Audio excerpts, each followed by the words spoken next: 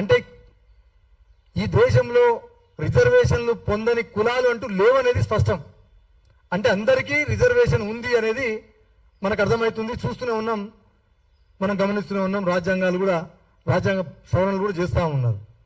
మరి అందరికీ రిజర్వేషన్ ఇచ్చినప్పుడు, అందరినీ వెనుకబడతనానికి సమానంగా చూస్తున్నప్పుడు, ఉన్నత విద్యలో మేము వచ్చేసరికి ఎందుకు దొంగదారిలో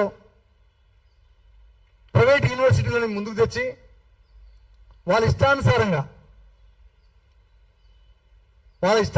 వాళ్ళ డిగ్రీలు వాళ్ళించుకోవచ్చు, వాళ్ళ పరీక్షలు వాళ్ళే పెట్టుకోవచ్చు, వాళ్ళ ఫీజులు వాళ్ళే పెట్టుకోవచ్చు, అసలు ఏ ప్రభుత్వ సంస్థలతోటి సంబంధం లేకుండా వాళ్ళ దందా నడిపించుకోవచ్చు. మరి ఉన్నత విద్యకు సంబంధించి వాళ్ళ ప్రైవేట్ యూనివర్సిటీలు ప్రభుత్వాలు ఇస్తున్నప్పుడు కనీసం ఏదైతే ఆర్టికల్ 15 క్లాస్ 4 ఆర్టికల్ 15 క్లాస్ 5 ప్రకారము ఎస్సీ ఎస్టీ బీసీ వెనుకబడినటువంటి వర్గాలకు రిజర్వేషన్ ఉన్నత విద్యలో కల్పించాలి అనే ఒక బాధ్యత కేంద్ర ప్రభుత్వానికి రాష్ట్ర ప్రభుత్వానికి ఉన్నప్పుడు ఈ ప్రైవేట్ యూనివర్సిటీలలో కానీ డీమ్డ్ యూనివర్సిటీలలో కానీ రిజర్వేషన్ ఎందుకు కల్పించలేదు అనేది మేము అడుగుతున్న ప్రశ్న. మరి దేనికోసం, ఎవరిని ఉద్ధరిస్తానికి ఆ డీమ్డ్ యూనివర్సిటీ కానీ ప్రైవేట్ యూనివర్సిటీలు కానీ ఇస్తున్నారు?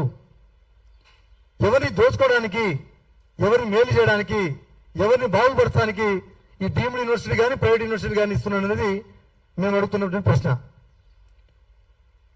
గతంలో తక్షశిల అని ప్రాచీన కాల గురుకులాలు అవి ఉండే మంచిగా గొప్పగా అనుకుంటే, మరి వీళ్ళు ఎక్కడి నుంచి ఊడిపడ్డారో ఏదో తెలియదు, ఎవరిని దోచుకోవడానికి ఎవరిని పీకొత్తడానికి వస్తారో తెలియదు, దేనికోసం ఇస్తారో తెలియదు. కానీ ప్రైవేట్ యూనివర్సిటీలు ఇప్పటికే 2018 యాక్ట్లో దాదాపుగా 11 ప్రైవేట్ యూనివర్సిటీలను పర్మిషన్ ఇచ్చింది ఇక్కడ తెలంగాణ ప్రభుత్వంలో. ఈ తెలంగాణ సమాజం 85% పేదల సమాజం. ఇది నేను చెప్తున్న మాట కాదు, తెలంగాణ ఉద్యమంలో కానీ తెలంగాణ వచ్చిన తర్వాత కానీ చాలా మంది మేధావులు, పరిపాలన చేసిన వాళ్ళు, ముఖ్యమంత్రిగా చేసిన వాళ్ళు చెప్పినటువంటి మాట. మరి పేద వర్గాల రాష్ట్రమైన తెలంగాణ సాధించుకున్న తెలంగాణలో ఈ అట్టడుగు వర్గాలకు సంబంధించిన రిజర్వేషన్ ఉన్నత విద్యలో కల్పించకుండా ఎందుకు కావాలనే మమ్మల్ని అణిచివేసే కుట్ర చేస్తున్నది మేము ప్రశ్న అడగదలుచుకున్నాం.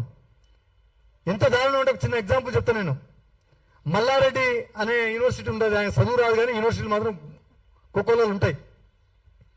ఒక 500 మెడికల్ సీట్లు ప్రతి సంవత్సరం తీసుకుంటే ఒక్కొక్క మెడికల్ సీటు ₹1 కోటి అమ్ముకుంటాడు. ఆయన 500 కోట్ల రూపాయల వ్యాపారం ఒక సంవత్సరం ఒక మెడికల్ సీట్ల మీద తీసుకుంటాడు. ఆయన ఇష్టం. ఇక మల్లారెడ్డి కూడా ఎంబీబీఎస్ సర్టిఫికేట్ తీసుకోవచ్చు, ఆయన ఇష్టం, సంతకం పెట్టి. పీజీ సర్టిఫికేట్ తీసుకోవచ్చు, ఆయన ఇష్టం. బీటెక్ సర్టిఫికేట్ తీసుకోవచ్చు, ఆయన ఇష్టం. ఎవరిని పాస్ చేయాలి, ఎవరిని ఫెయిల్ చేయాలి ఆయన చేతుల్నే. ఎంత డొనేషన్, అసలు లాభాపేక్ష లేకుండా నడపాల్సినటువంటి ఒక నిబంధన ఉండి కూడా దాన్ని పక్కన పెట్టేసి డొనేషన్ లేకుండా ఏ ఒక్క యూనివర్సిటీ కూడా నడుస్తుందా? 2018 యాక్ట్ ప్రకారం 11 యూనివర్సిటీలకు పర్మిషన్ ఇస్తే ఇప్పుడు ఈ ప్రభుత్వం దగ్గర దాదాపుగా ఇంకా 20 యూనివర్సిటీలు పర్మిషన్ల కోసం అక్కడ ఉన్నాయి ఫైళ్లు. అంటే ఇక అన్ని యూనివర్సిటీలను ప్రైవేట్ యూనివర్సిటీలు చేసుకుంటా పోతే మా వర్గాలకు ఉన్నత విద్యలో అవకాశం ఇవ్వకుండా కావాలని కుట్ర చేస్తున్నాడు కాదా? మా వాళ్ళు ఉన్నత విద్య చదువుకొని దేశ విదేశాల్లో చదువుకోవడానికి మీకు ఇష్టం లేకపోవడంతో ఈ యూనివర్సిటీలు మొత్తం కూడా ప్రైవేట్ యూనివర్సిటీలో పెట్టుకుంటే ఇక వీళ్ళు అడిగేటోళ్ళు లేరు. యూజీసీ కంట్రోల్లో ఉన్నట్టు ఉంటుంది కానీ వాళ్ళ ఇష్టం ఉంటుంది. జేఎన్టీ అప్లికేషన్ ఉండదు, ఉస్మాన్ యూనివర్సిటీ అప్లికేషన్ ఉండదు, ఇక వాళ్ళ ఇష్టం. మరి దీనికి దానికి తేడా ఏంది? జేఎన్టీ యూనివర్సిటీ కింద అప్లికేషన్ పెడితేనేమో వాళ్ళకు నిబంధనలు ఉంటాయి, ప్రొఫెసర్లు ఏ క్వాలిఫికేషన్ ఉండాలి, నిబంధనలు ఎన్ని, కాలేజ్ అన్ని ఉంటుంది. పిల్లలు కౌన్సిలింగ్ ద్వారా రావాలి, వాళ్ళకు ఫీజులు ఇస్తాయి ప్రభుత్వాలు. అంటే తప్పించుకునే కుట్ర ఇది. ఎక్కడి నుంచి ఊడిపడ్డారు, దేనికోసం చేస్తున్నారు? అసలు ఈ డీమ్డ్ ప్రైవేట్ యూనివర్సిటీని రద్దు చేయాలన్నదే మా ప్రధాన డిమాండ్ పెట్టుకుంటున్నాం. లేదా ఇప్పుడు ఉన్నటువంటి ఈ యూనివర్సిటీలు ఏవైతున్నాయో ఖచ్చితంగా మా దాంట్లో కూడా, మా వర్గాల్లో కూడా క్వాలిటీ ఎడ్యుకేషన్ ఉన్నటువంటి విద్యార్థులు ఉన్నారు.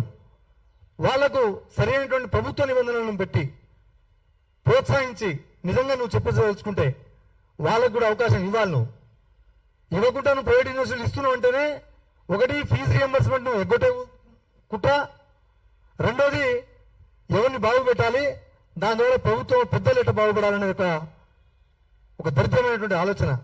ఈ ఆలోచనను నిర్మించుకోవాలి. దీనికోసం మేమందరం ఉమ్మడిగా 13వ తారీఖు నాడు, ఈ నెల 13వ తారీఖు నాడు తెలంగాణ రాష్ట్రంలో ఉండబడిన తెలంగాణలో ఉన్న మేధావులను, అన్ని రాజకీయ పార్టీలను, తెలంగాణ కోసం కొట్లాడినటువంటి ప్రజా సంఘాలను, పార్టీల అనుబంధ విద్యార్థి సంఘాలను పిలిచి పెద్ద ఎత్తున విస్తృత రౌండ్ టేబుల్ సమావేశాన్ని హైదరాబాద్లో పెట్టబోతున్నాం. అక్కడ ఇంకా అన్ని విషయాల మీద వాళ్ళ కుట్రలేంది, వాళ్ళ అవినీతి ఏంది, దేనికోసం యూనివర్సిటీలు ముందుకు పోతున్నాయి, ఎవరి ప్రయోజనం కోసం ముందుకు పోతుందో మొత్తం తేటతెల్లం చేయడానికి ఆ రోజు 13వ తారీఖు నాడు అందరినీ పిలిచి తెలంగాణ ప్రజలు కూడా ఆలోచించాలి. ఇవాళ అన్ని ప్రైవేట్ ఇంజనీరింగ్ కాలేజీలు, అన్ని ప్రైవేట్ యూనివర్సిటీలు అయిపోతే ఇక మనకు ఉన్నత విద్య అనేది మర్చిపోండి. ఇక గొర్రెలు కాసుకోవాలి, బర్రెలు కాసుకోవాలి, లేదా కూలి నాలి చేసుకోవాలి, లేదా మా బంజారులు కొంతమంది ఇంకా రైల్వే స్టేషన్లో అక్కడ ఇక్కడ బెగ్గింగ్ చేస్తూ ఉంటారు, బస్టాండ్ల కాడ అక్కడ ఇక్కడ. ఇక ఈ వర్గాలు ఇక్కడ రావద్దు, మాతో పాటు రావద్దు, మేము దేశ విదేశాలు పోయినా మేమే ఉండాలి, మేమే ఆట పాట మొత్తం మేమే పాడాలనే ఉద్దేశంతో ఒక కుట్ర చేస్తుంది. ప్రజలు గమనించాల్సిందిగా విజ్ఞప్తి చేస్తూ సోదరులు జాగుల శ్రీనివాస్, మందల భాస్కర్ గారు